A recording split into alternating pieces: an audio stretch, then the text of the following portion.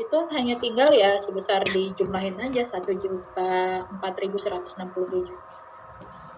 Ya, ini ketika pembayaran bunga setiap awal bulan. Kalau ini tadi ketika pembayaran bunga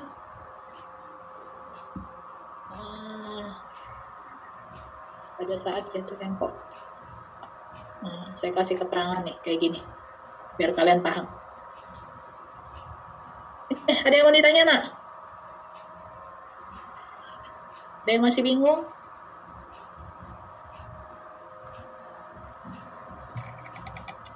Kan semua? Ingat ya yang saya suka bilang. Kalian kalau nggak paham ngomong. Itu mikrofon di unmute ngomong.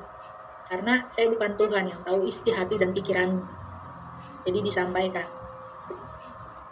Oke. Kalau tidak ada, kita lanjut lagi. Kalau accrue interest sudah, berikutnya itu kita ke accrue salaries. Nah, ini lebih asik lagi nih. Catatan gaji.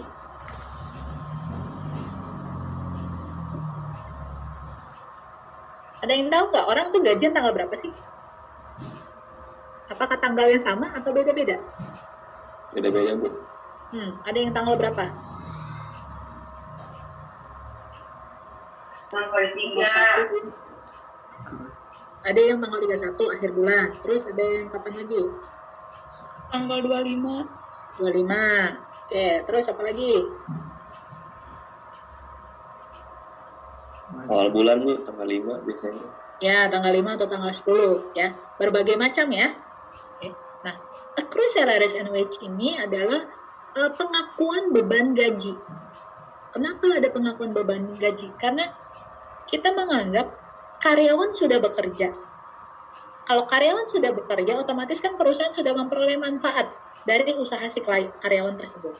Nah, berarti secara otomatis perusahaan sudah harus mengakui beban gajinya. Permasalahannya adalah pembayaran gajinya itu terkadang tidak sesuai dengan tanggal pelaporan keuangan. Contoh kayak tadi tuh, misalnya dia gajian tanggal 25. Nah, sementara buat laporan keuangannya tiap akhir bulan, nggak matching kan? Berarti kan nanti ada selisih hari tuh, yang dari tanggal gajian sama tanggal pelaporan yang belum dicatat bebannya. Kita mau mencatatnya yang bagian itu. Oke? Contoh. Ini ada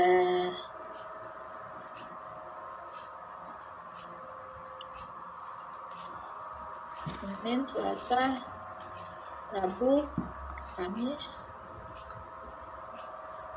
Sabtu, Minggu. Oke. Terus misalnya ini dikatakan tanggal 25, 26, 27, 8, 29, 30, 31. Ya. Nah, ini. Terus nggak usah sibuk nanya ini di bulan apa tahun apa ya. Ini contoh. Ini contoh. Jangan ngeribetin untuk hal-hal yang nggak penting. Ini contoh. Nah, contoh misalnya adalah ini upah pekerjanya itu adalah misalnya kalau di contoh kalian itu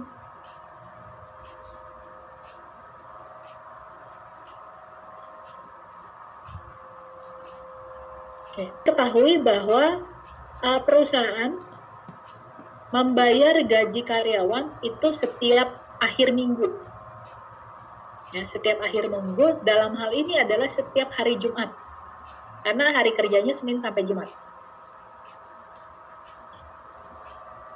Perusahaan membayar gaji karyawan tiap hari Jumat. Ya. Total karyawan sebanyak 5 orang, misalnya dengan gaji 100 per hari per orang.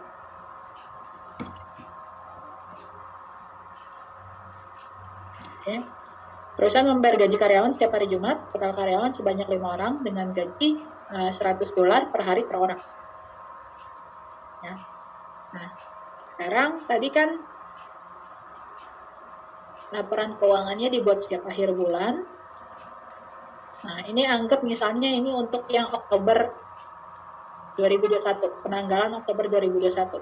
Jangan ngecek, nggak usah ngecek kalender Oktober 2021 benar atau enggak. Ya, ini contoh. Nah, sekarang pertanyaannya.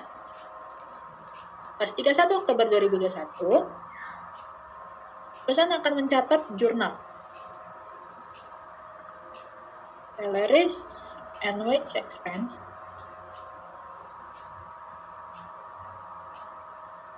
kreditnya adalah salaries and wage payable, utang gaji. Ya. Utang upah dan gaji. Nah, sekarang berapa yang dicatat sebagai utang? Oke. Waktu di bulan Oktober 2021 ini, berarti perusahaan terakhir kali bayar gaji itu pas tanggal berapa? 25. Tanggal 25. Oke. Gajian lagi kapan? Tanggal 1 Satu apa? November. 1 November. Oke. Nah, berarti ada porsi gaji, ada hari yang belum dicatat oleh perusahaan dan belum dibayarkan. Yaitu dari tanggal berapa sampai tanggal berapa? Nah? 28 sampai 31. Ya. Yang ini yang belum dibayar oleh perusahaan. Dan belum dicatat. Oke. Ya, kenapa belum dicatat? Ya karena tadi kan sebenarnya kan gajiannya tanggal 1 November. Nah, permasalahannya adalah tanggal 31 ini adalah tanggal dia membuat laporan keuangan. Ya. Nah, mau tidak mau perusahaan harus mencatat porsi gaji yang harus sudah diakui per tanggal 31 Oktober 2021. Berarti porsi gajinya berapa nih? Dari 28 sampai 31? 400. Ya. 400?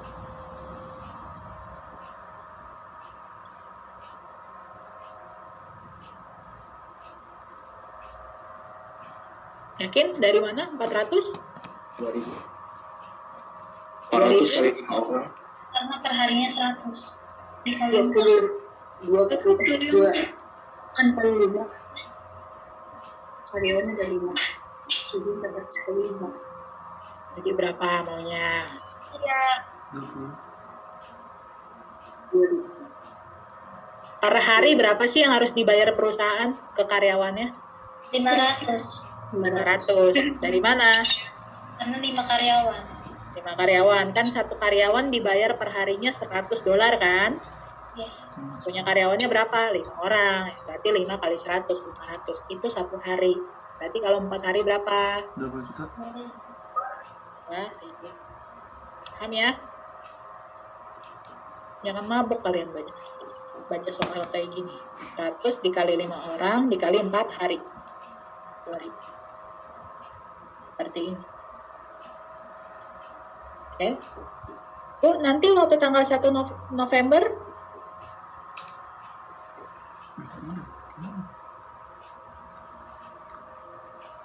jurnalnya gimana, Bu? Gampang. Waktu tanggal 1 November perusahaan bayarnya berapa? 500. Tanggal 1 November berapa yang dibayar?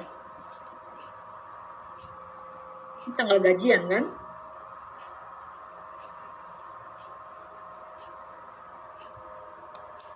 $500. 2.500. Iya. Kan 100 per hari dikali 5 orang dikali 5 hari. 2.500. Oke. Nah, cuma sekarang masalahnya berarti kan udah jelas nih kalau dibayarnya 2.500 berarti jurnalnya kan udah pasti apa?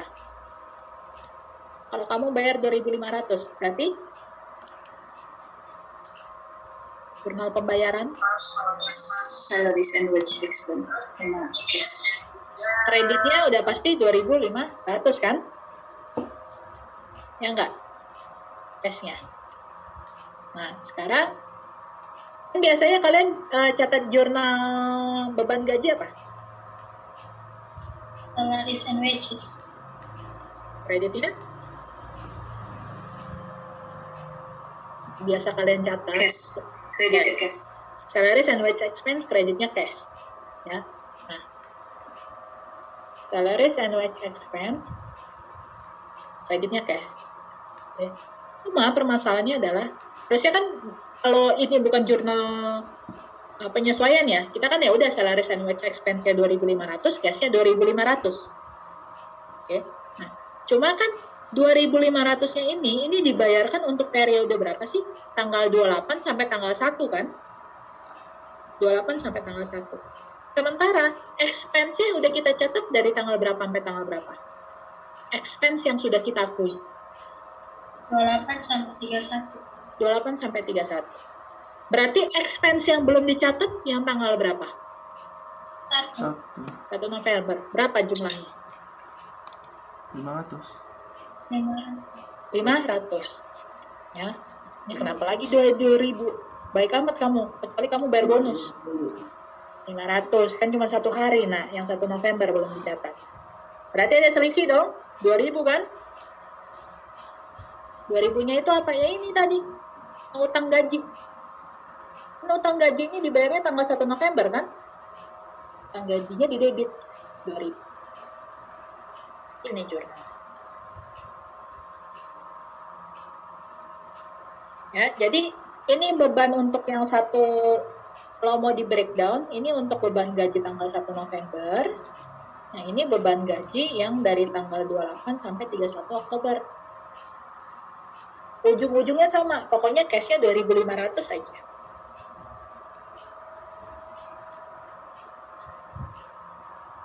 Waktu tanggal 25, ada yang tahu nggak pencatatan jurnalnya gimana?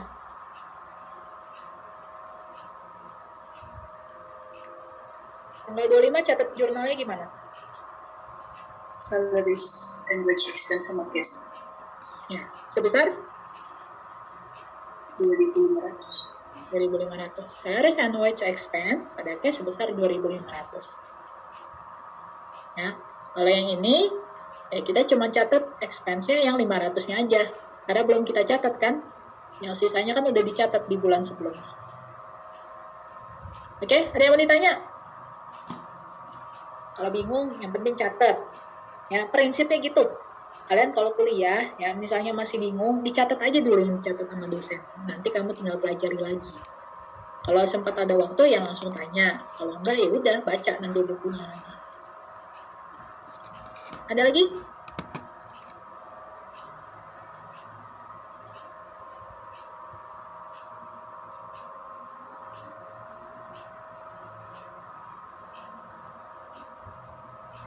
Kalau tidak ada, kita lanjut nih.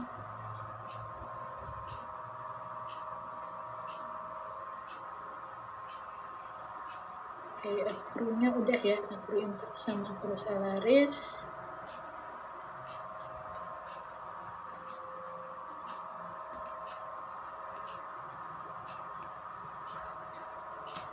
Udah ke PPT ya? Nah, ini untuk yang accrue salarisnya. Terus ini yang summary-nya untuk yang adjusting entry. Nah, ini. Jadi kalau misalnya untuk yang pencatatan, yang supplies expense, insurance expense, depreciation, unearned, account receivable, interest, sama salaries and wage expense. Oke. Untuk supplies expense, sebenarnya ada yang metode satu lagi adalah pencatatan beban. Ya, ini sebagai tambahan pengetahuan aja bagi kalian. Gini, untuk yang supplies expense ini, contoh, kan ini kan kita catat dari asetnya berkurang, kita catat sebagai beban. Nah, kalau misalnya ada yang nanya, Bu, boleh nggak sih Bu, ini kan supplies ini ujung-ujungnya bakal jadi beban. Boleh nggak ketika saya beli, saya langsung catat jadi beban aja, saya nggak catat lagi aset. Oke. Kan kita kan selama ini catatnya aset dulu pada cash kan, supplies pada cash waktu beli. Oke. Nah, Misalnya ada yang nanya, ya kalau ujung-ujungnya nanti di adjusting supplies expense pada supplies, sehingga nanti supplies-nya bakal habis, ya kenapa nggak dicatat aja langsung supplies expense pada cash? Oke, pencatatan itu diperbolehkan. Ya, itu berarti yang pendekatan beban. Asal apa? Asal asumsinya adalah kita menganggap memang supplies itu sudah akan habis sebelum tanggal pelaporan. Ya, misal gini. Ini tambahan nih. Misalnya kamu beli supplies-nya tanggal 1 Oktober 2021. Ya, terus misalnya si perusahaan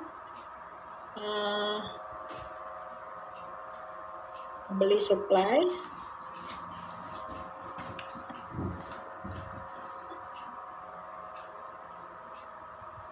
misalnya 500.000. Oke, laporan keuangan dibuat setiap akhir tahun. Ya, laporan keuangan dibuat setiap akhir tahun. Nah, terus habis itu untuk yang supplies-nya sendiri, ya,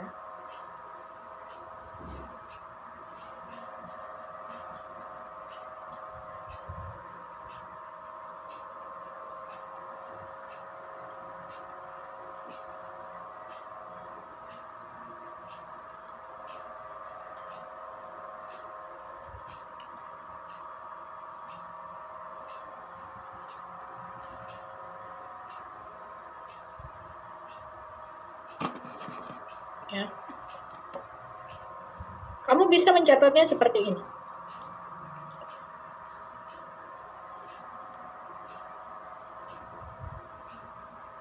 Ya, supplies expense pada cash ini adalah 500.000.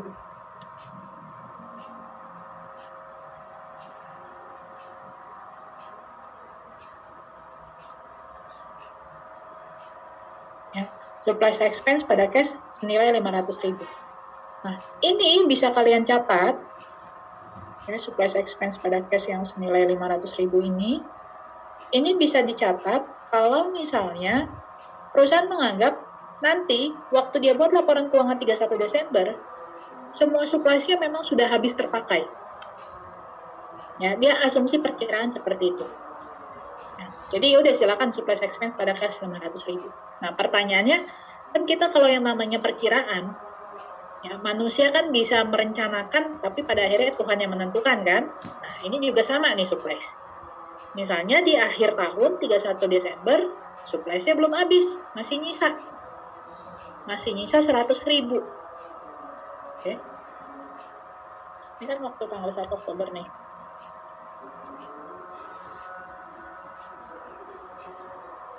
Oke. Supplies-nya masih tersisa.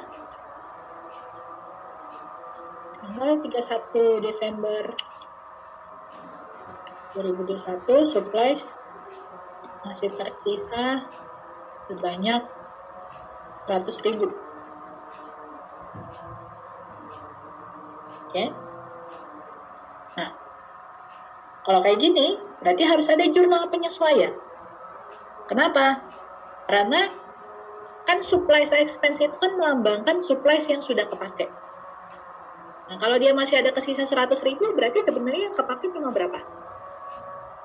400. 400. Oke. Karena yang terpakainya 400, lalu tersisanya 100.000, otomatis yang tersisa ini kan berarti masih jadi asetnya perusahaan. Karena belum habis kepakai. Sehingga kita akan membuat jurnal, supplies, nambah asetnya, karena masih ada sisa ya. Lalu supplies expense-nya dikurangi, yaitu sebesar 100.000. Ini.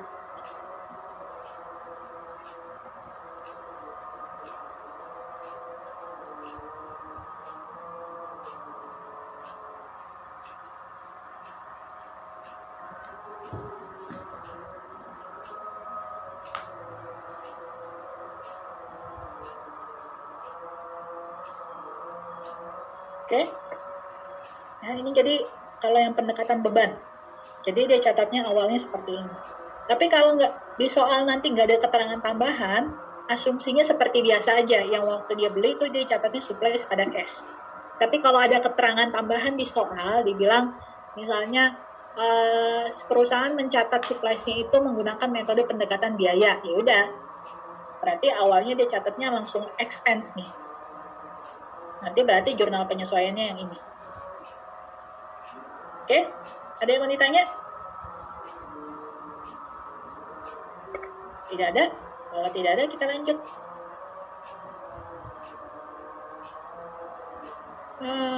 Ini yang jenis-jenis jurnalnya untuk jurnal penyesuaian. Ya, supplies. Ingat ya, di dalam jurnal penyesuaian tidak ada yang namanya kas.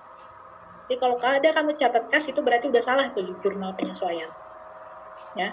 Terus yang kedua, di jurnal penyesuaian itu pasti ada satu akun yang di income statement sama satu akun yang di statement of financial position.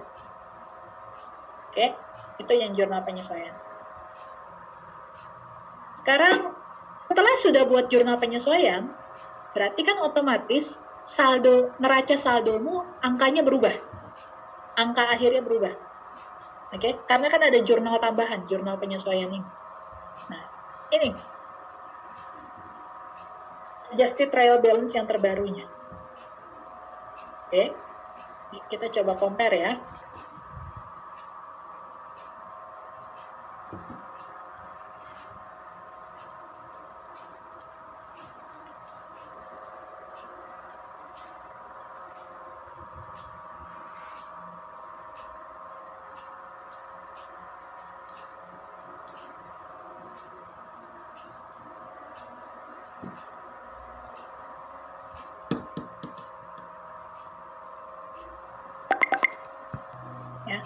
Ini yang sebelum ada jurnal penyesuaian, yang trial balance yang biasa, ini yang sudah ada jurnal penyesuaian.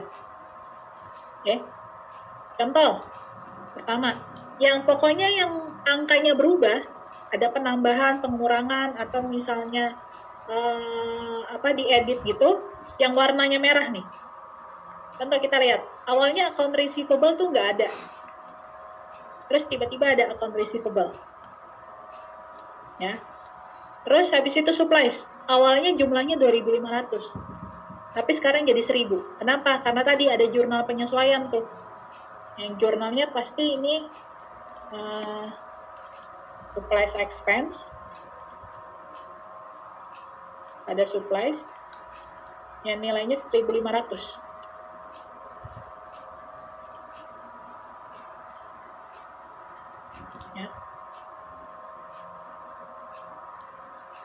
Kalau saya mau runutin ceritanya, awalnya perusahaan kan beli supplies expense misalnya secara tunai ya.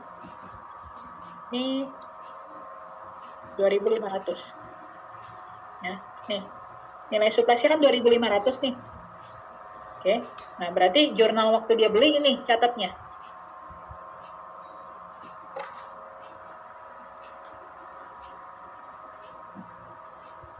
Ini jurnal yang pertama, pada saat pembelian. Lalu untuk yang jurnal penyesuaiannya, dia catatnya ini. Sehingga kalau kita buat di account-nya, supplies, awalnya di debit 2.500, lalu di kredit 1.500. Berarti saldo akhirnya berapa? Jadi 1.000 di debit. Ini saldo akhir supplies-nya. Oke. Nah, saldo akhir supplies ini yang akan masuk ke adjusted trial balance. Neraca saldo penyesuaian. Neraca saldo yang sudah disesuaikan, yaitu sejumlah 1.000.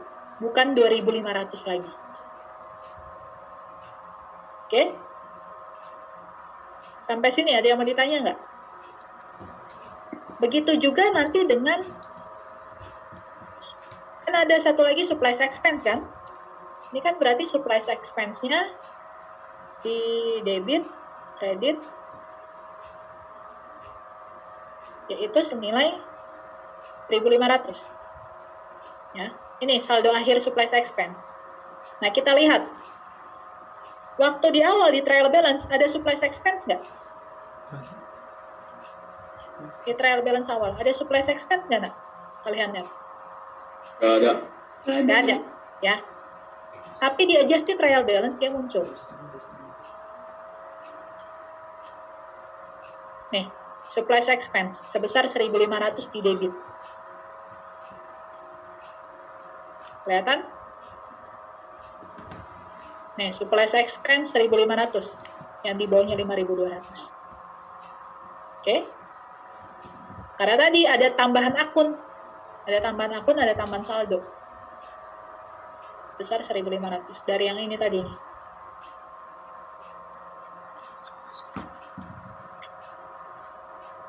Oke?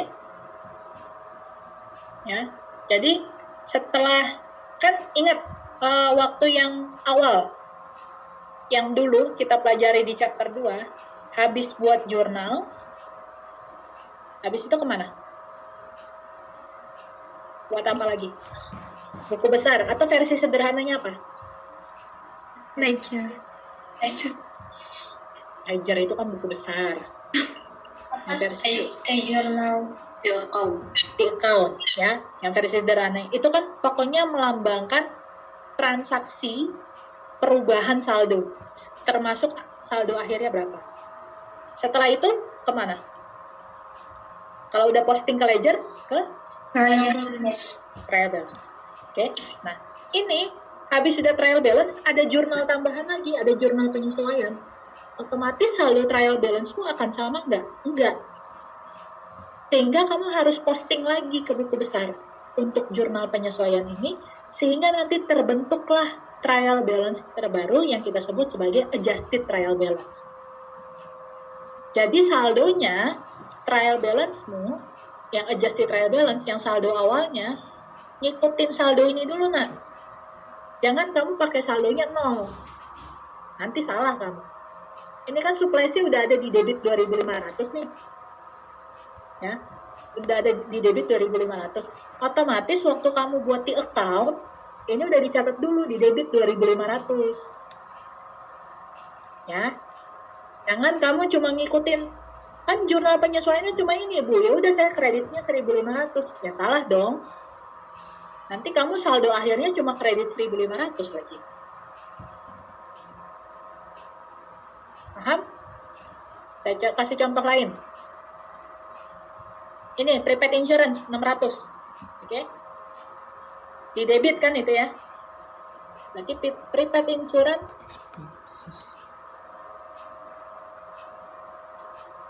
sudah ada saldo awal di debit 600. Kalian catat aja 600 ini. Oke. Terus habis itu diketahui bahwa tadi dia ada jurnal penyesuaian. Itu insurance 50. Ya. Dia catat jurnal penyesuaiannya itu insurance expense. The prepaid insurance ini adalah 50. Otomatis prepaid insurance-nya ada yang dikredit 50. Berarti saldo akhirnya berapa? 550. Di sisi debit ya. Oke. Prepaid insurance-nya di debit 550. Kita lihat. Nah, ini hasilnya. Di adjusted trial balance. Prepaid insurance-nya di sisi debit sebesar 550. Ada angka terbaru. Sampai sini ada yang mau ditanya? Atau ada yang masih bingung? Tanya, Mak.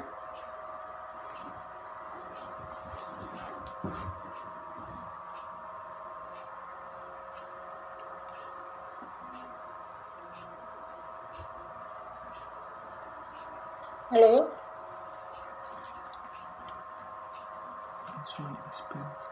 Insurance expenses.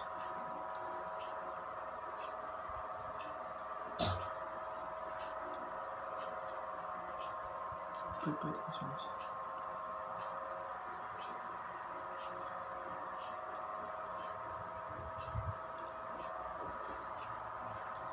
Halo, ada yang mau ditanya nggak?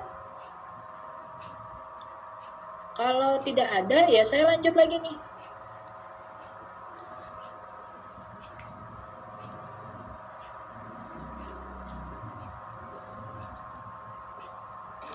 Adjusted trial balance-nya sudah, ya. Kalau adjusted trial balance-nya udah jadi, Nah, ini kan berarti sudah yang paling update.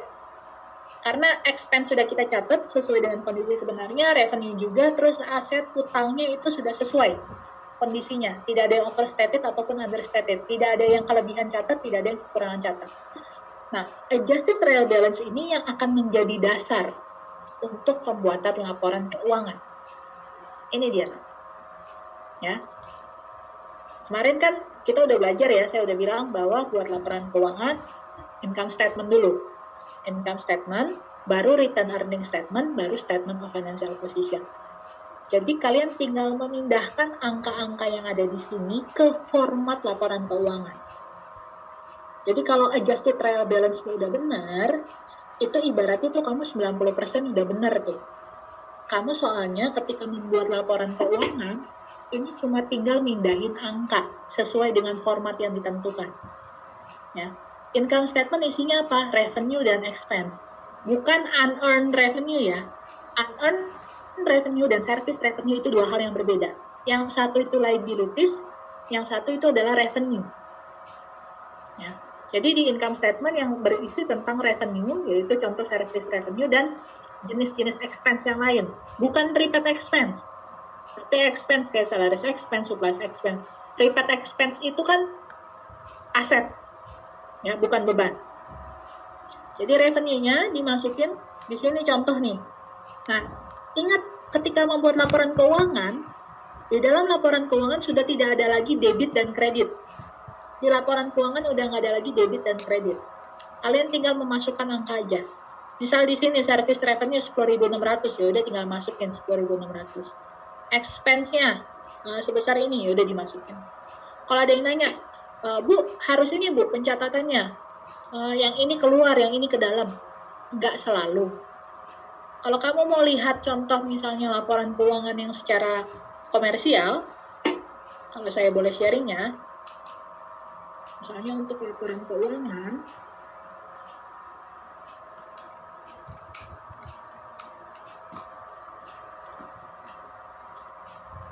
biar kalian tahu nih.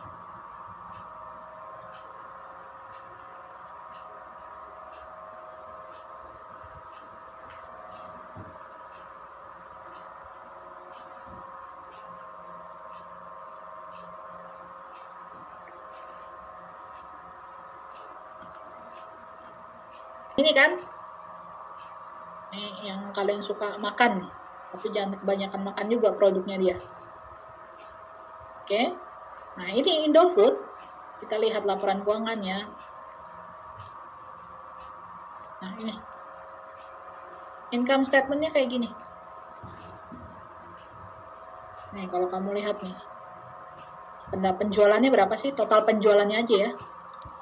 Ini dia bilang dalam jutaan rupiah. Nah, kalau dalam jutaan rupiah berarti artinya ini angkanya kembali lagi 6 di belakang. Berarti total penjualannya itu 64 triliun. Nah, kamu semakin banyak Indomie yang kalian makan, semakin kaya ini Indofood. Kamunya makin sakit, dianya makin kaya. Nih 64 triliun. Nah, dilihat. Nggak ada yang menjorok ke dalam, menjorok keluar. Ya langsung aja semuanya. Seperti ini. Jajar. Ya, tapi pokoknya dilihat nggak ada yang namanya pencatatan debit dan kredit, nggak ada. Ketika sudah membuat laporan keuangan, debit kredit itu udah disingkirkan. Paham ya? Kita balik lagi. Setelah income statement ini udah jadi, lanjut baru return earning statement. Dimasukin saldo awal, return earning statementnya berapa. Di sini kan masih 0 nih. Ya udah masukin 0. Lalu net income-nya ditambahkan, lalu kalau ada dividen dikurangi, baru ketemu saldo akhir return earning-nya. Nah, dari sini return earning statement barulah membuat statement of financial position. Ya, tinggal dimasukin angkanya. Pokoknya akun-akun yang belum masuk di income statement dan return earning statement, berarti sisanya itu masuk ke statement of financial position. Termasuk saldo akhir return earning. Ya. Nah, kalau kalian mau lihat, lebih gampangnya lagi, lihatnya gini, nah. Ini yang masuk di income statement dan return earning, ini kan yang di bagian yang bawah semua. Ya. Ya, akun-akun yang ada di bawah. Yang masuk di statement of financial position, akun-akun yang ada di atas. Kenapa? Kemarin saya udah bilang, ketika membuat trial balance, kan aset, liability, equity. Baru kemudian dividen, revenue, dan expense. Ya, itu juga memudahkan kalian. Oh, berarti yang aset, liability, equity, otomatis semua pasti masuknya di statement of financial position. Jadi yang bagian atas itu harusnya masuk di situ. Oke. Sampai sini ada yang mau ditanya? Terus kalau ada yang mau nanya, Bu,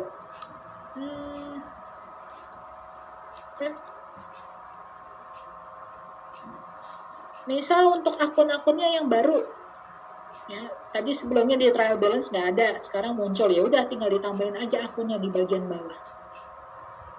Gitu. Oke, ini untuk yang pembuatan laporan keuangan. Ini yang adjusting yang tadi sudah saya jelaskan kepada kalian. Ada yang mau ditanya? Tidak ada? Kalau tidak ada, kita latihan.